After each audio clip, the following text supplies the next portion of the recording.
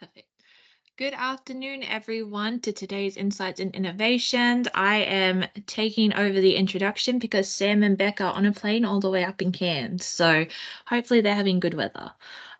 Today with us, we have the agency development lead, Alexander Franks from Amazon. So I'll hand over to Alex to take over. Thank you so much. And a way better introduction than Sam could have done. I said, thank you so much. I'm just going to share my screen, team. If there are any issues, please just let me know. But I won't be able to see you guys afterwards. So any dramas, let me know. But I'll bring that up now.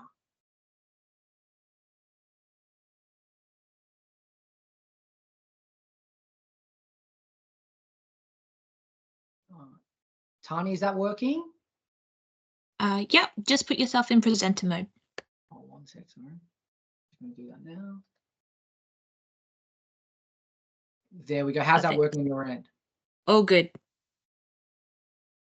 Amazing. Well, firstly, I'd be remiss not to say a big thank you to the IMAA for facilitating this. And as Tani mentioned, my name is Alexander Franks, and I'm the agency development lead here at Amazon Ads. And I think I'd be remiss not to just call out, I think, while Amazon has been growing in Australia in a lot of different facets, I think what we've been doing with our independent agencies probably hasn't been reflective of what we've done. And I'm hoping today is a little bit of a springboard moment and an indication of, I guess, the dedication we have to our independent agency friends and the more we want to do in this space, because we think it's an incredibly exciting time on your end. And equally so, I think some of the things that hopefully I can share around what's happening at Amazon Ads today, but also some insights that we can share as well, can hopefully put us in a really beneficial position as we move into the future.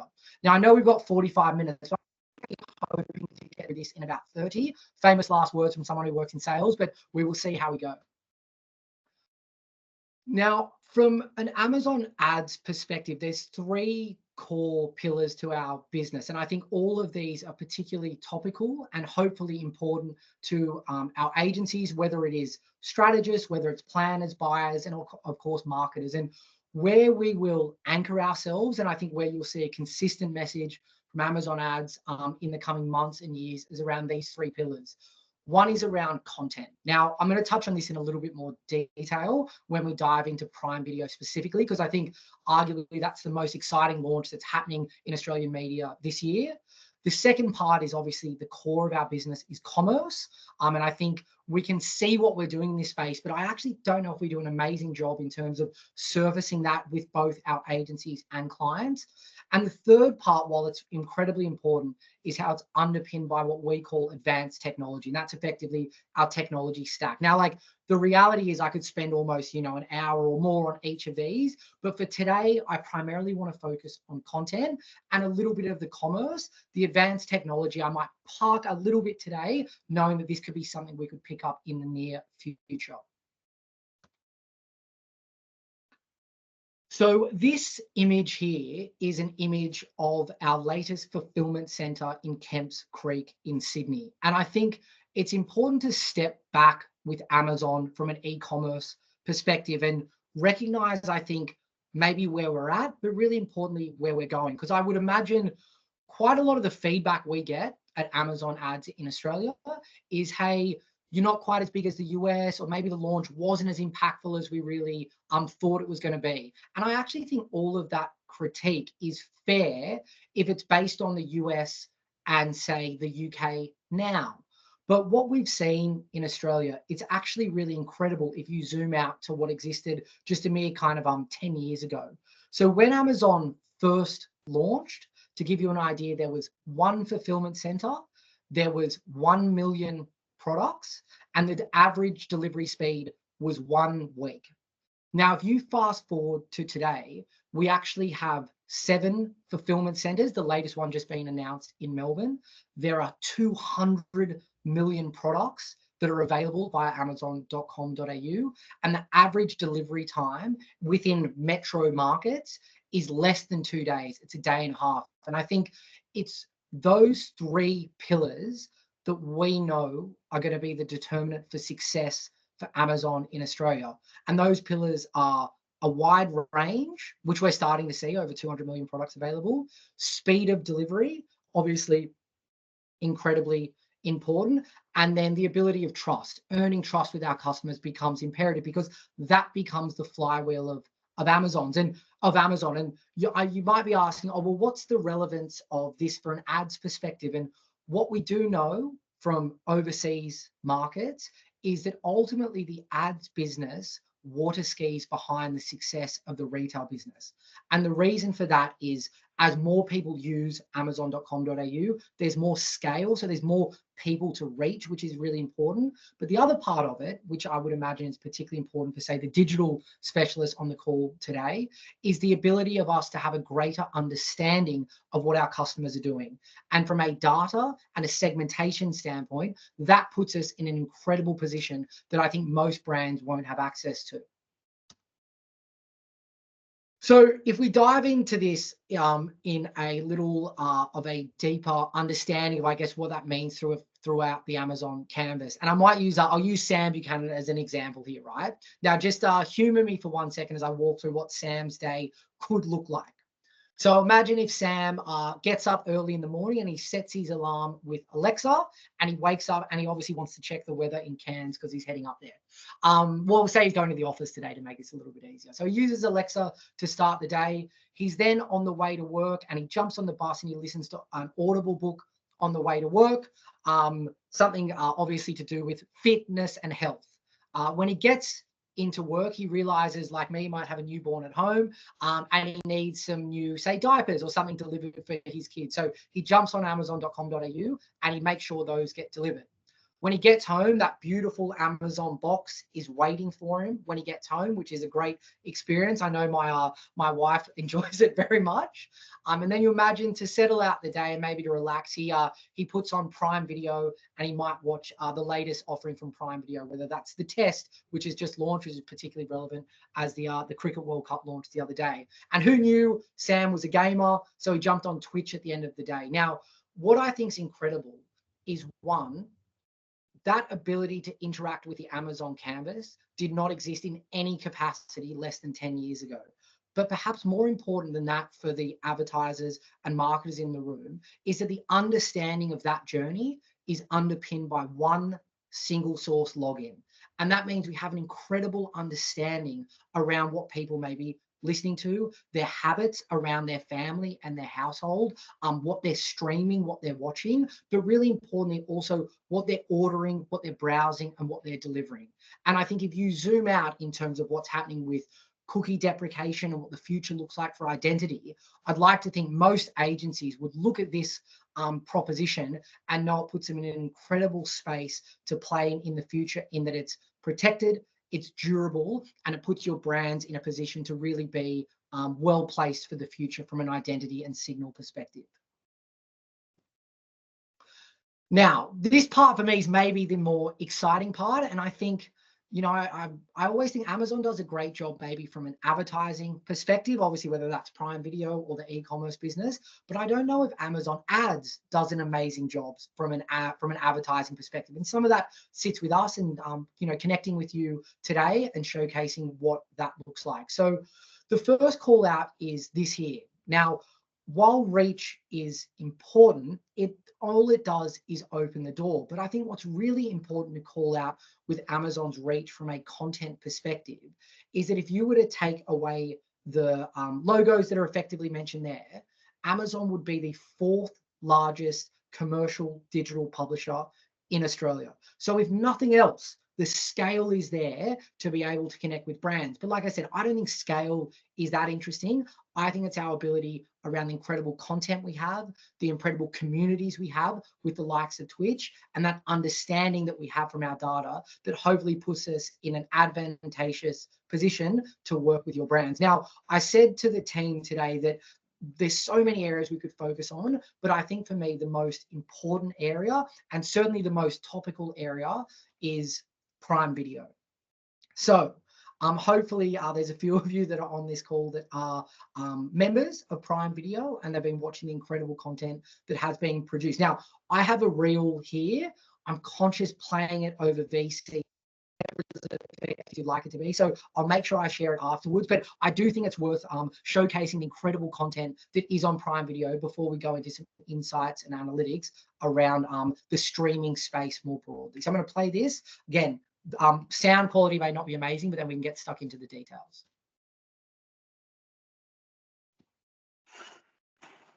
Looking for something new to watch? In 2024, Prime delivers.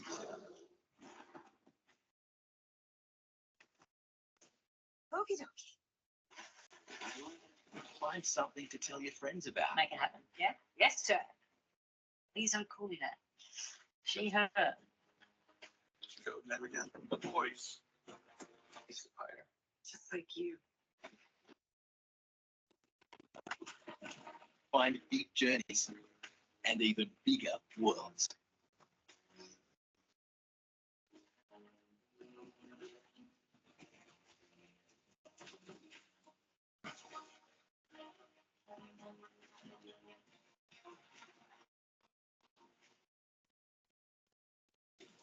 Find your happy place.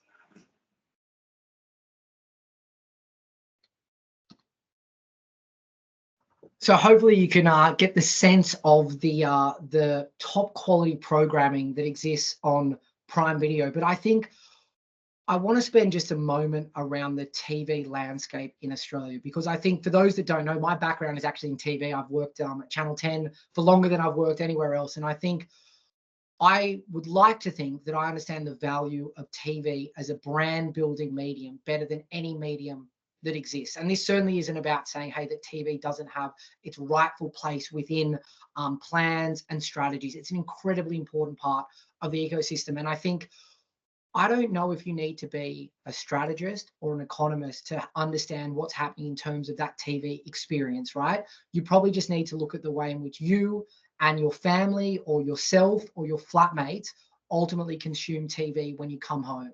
And what we're seeing more and more of is when people come home and they turn on that big, beautiful, the biggest screen in the house, the first experience they're having with that is with a streaming service. It's not necessarily with a linear based service. And that's particularly true for young people. What we've seen in the last year, that headline is quite stark, right? 2.1 million people have exited the TV ecosystem, but it's a little bit misleading. They haven't left the TV ecosystem, they've exited the linear ecosystem. And the reality is they're moving to streaming services like Prime Video, also like Netflix and like Binge. It's a broader aspect than that. But what we do see is as they're moving to these services, we're not yet seeing brands follow them from an advertising perspective. Now, one of the reasons for that is that simply hasn't been possible until now. Now you can see here, I'm conscious this slide is quite small, but maybe go close to your screens. What we can see here is two really important delineations of what's happening in the streaming world. On the left, what you can see is the size of each streaming service. So Netflix is obviously the biggest, and that's followed by Prime Video, Disney Plus, Stan, and then Binge. I think the important delineation that you can make is that the lighter blue part of each pillar is what's available to advertisers, or what I should say, what will be available to advertisers. And from that, you can see that Prime Video is by far the most significant. So whilst Netflix may be the biggest, there's simply just less people that you can talk to on Netflix. And similar for Binge, Binge has a model that will be similar to Amazon's, whereby more people will have ads, but the reality is the size of that service is just a lot smaller. And I think one of the things I wanted to share with everyone today is an understanding around churn, because I think there is churn that happens within the streaming world, and everyone does it, right? A great show might come on board and you'll dip into it and then you go, hey, I'm not really loving that streaming service. I'll dip out to it. And you tend to see it in concentric circles. So in the middle of the concentric circle is the streaming service that you're never going to get rid of. To be honest, Netflix very much sits in there for most people. And as you move out of the concentric circles, they're the ones that you're more likely to dip in and dip out of. What we are seeing with Prime Video is more and more over the last 12 months, it's becoming that really sticky streaming service. And the reason for that is twofold. One is the content is incredible, and I'll touch on that in a little bit more. But the second part of it, and maybe the more compelling part, is that Prime Video is linked to your delivery service, to your e-commerce service. And what we see in other markets is people are far less likely to get rid of the e-commerce and the streaming side of the business. And therefore, it becomes a service that just has an incredible low churn. And what we can see is that it's growing significantly year over year. So while it may be the second largest streaming service, it's the fastest growing streaming service. And I think that should put brands, hopefully, and our independent agencies with a level of confidence of the way that we want to be working with you in the future. The second part there on the right, which recently came out, and I kind of snuck this in, was the growth, but the scale of it as well, right? So you can see there, it's Netflix and then it's Prime Video. And the idea of sharing that is to give brands confidence that as we come to launch, there is scale there to affect change. Because my understanding is some brands maybe didn't have the most positive experience when other services launched, and we want to make sure there's confidence around the supply that we have there. So what does it look like in terms of the launch plan for Prime Video itself? So Prime Video will be launching with ads on July 2nd. Now, what's a really important distinction is Prime Video, when it launches with ads, it will do the inverse of what Netflix did. And what I mean by that is, come July 2nd, and some of you may have already received emails and even text messages about this, every single person that's on Prime Video right now will be served ads.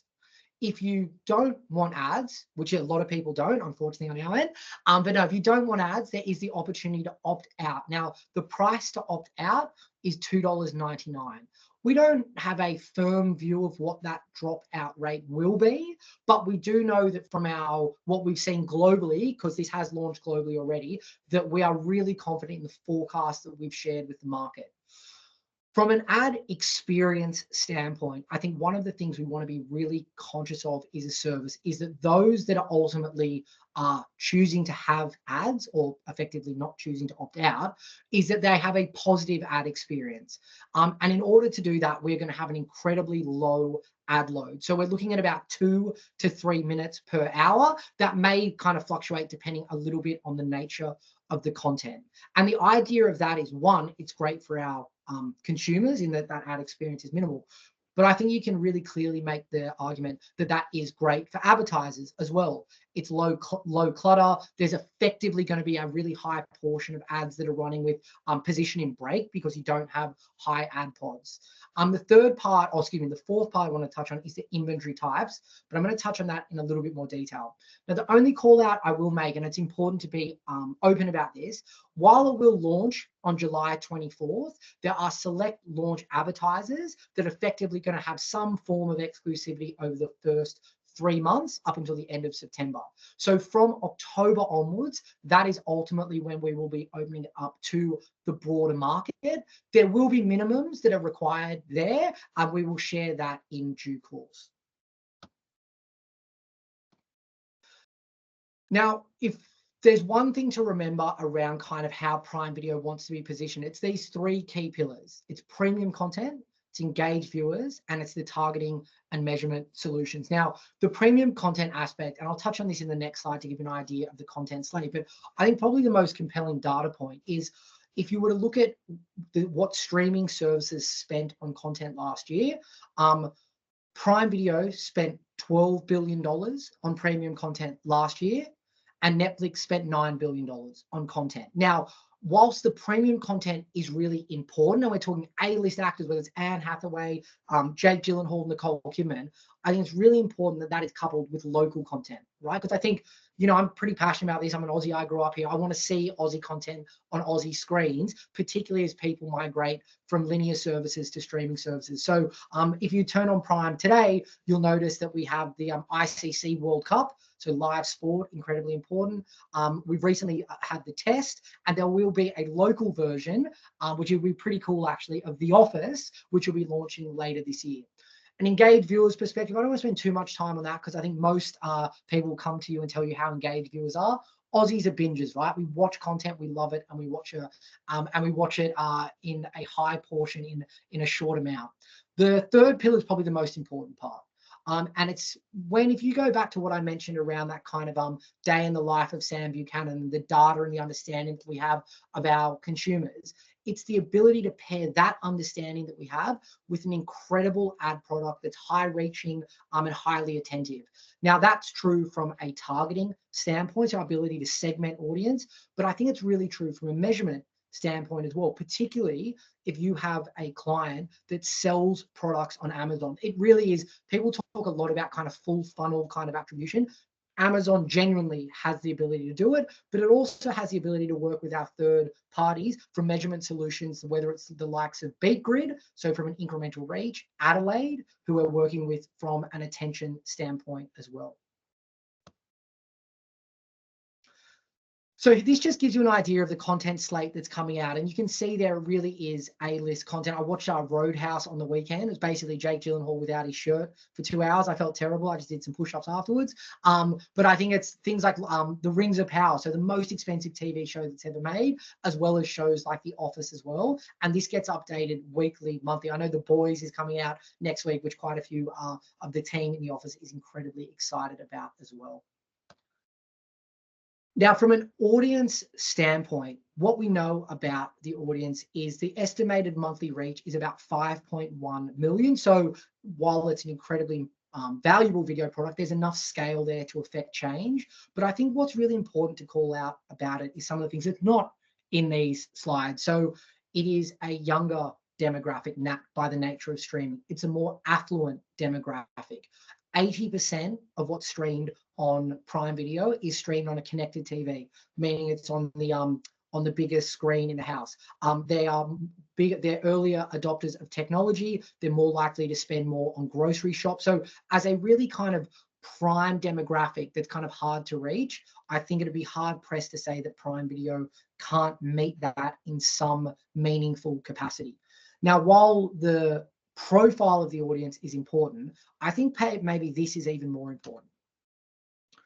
This speaks to the importance of incremental reach. And I know actually Samsung Ads came out with some really interesting studies around the value of attributing a portion of screens buys towards screening services like Prime Video, right? We found the same thing. When we've done some of our modeling, what we have found is that if you were to look at a buy that included linear TV and all of the BVOD services, and you layered in Prime Video, you would have an incremental reach of between 2 and 10 points. Now, that would vary on demographic and it would vary on budget as well. But the idea being like, are you buying just the same audience if they're on Prime Video? The answer is you're not. A lot of these people might not have seen an ad for 5 years because they've had streaming services. So it is an important demographic profile, but it's an important reach profile as well that I think a lot of brands might not have had the opportunity to connect with yet, which is incredibly exciting. Now, I mentioned there's kind of 3 ways to engage Prime Video from October effectively. So those 3 ways are 1, premium sponsorships. The second way, I know it's kind of cut into 2 key areas, is through guaranteed buys and preferred deals. But the important call out, and I think it's really important for independent agencies, is that all of Prime Video is to be transacted via Amazon's demand side platform. So the idea being that we would ideally love brands set up and establish, or agencies I should say, set up and establish within the DSP and ultimately using that for Prime Video. Now, there are always going to be ways that we can work with brands around it, but I think that's a really important distinction that we have that maybe some agencies may not be used to, and we want to be open and transparent about it. So those 2 ways obviously are guaranteed buys and preferred deals. But I think the important thing, if you were to look at preferred deals, it talks around Amazon audiences. I think that's where it's really cool, right? So by in-market audiences, that might mean people that we know have been searching baby products, for example, in the last 30 days. If we look at lifestyle, it might be maybe people have been looking up over the last 12 months, things to do with fitness and health, and that becomes a really rich segment that we can talk to as well. Really important as well, as I know a lot of brands aren't national, we can do geo-targeting, we can do device targeting, and we can do day part targeting as well. And if it is relevant for some brands, kind of exciting on our end is we also can do alcohol brands, and we can also do wagering as well. So there isn't maybe the level of limitation that some brands have experienced to date with other premium streaming services. Okay. Kind of coming to an end now. So the last part of it is around the planning and measurement solutions. And I think what we want to call out here is we will work with brands in kind of 3 key ways. One is understanding what that measurement looks like on Amazon. So obviously that speaks to particularly brands that sell on Amazon. But I think for brands that want to come on board, we also have the ability to include brand measurement studies with Lumen, I believe, and also incremental reach. And I think that incremental reach is really exciting, because I think a lot of brands want to ultimately prove out that what they do with the likes of a Prime Video is building an audience that they haven't been able to work with before. And that is certainly on the table. Again, I want to be transparent that there are requirements around more so impressions, but then that backs out to a spend. But these are discussions we'd obviously love to have with all of our agencies and partners in due course. So I think that is the last slide for me. I just wanted to say a huge thank you for those on the call, and equally so a big thank you that those who might watch this afterwards. If you do need anything, by all means, my name is Alexander Franks. I'll make sure that IMAA has my email and details. Would love to connect in the future. And yeah, we're incredibly excited around what the future looks like for our independent agencies and how Amazon Ads can play a role within that. Thanks so much. I'll step in here and say thank you so much, Alex, for presenting today. Really insightful. I hope everyone has a great rest of your week. This will be housed on our YouTube channel. And we'll share this amongst you in our closed LinkedIn group in case there are people that weren't able to join us today. Have a great rest of your week and good luck, cans in cans. Thank you, guys. Have a great week.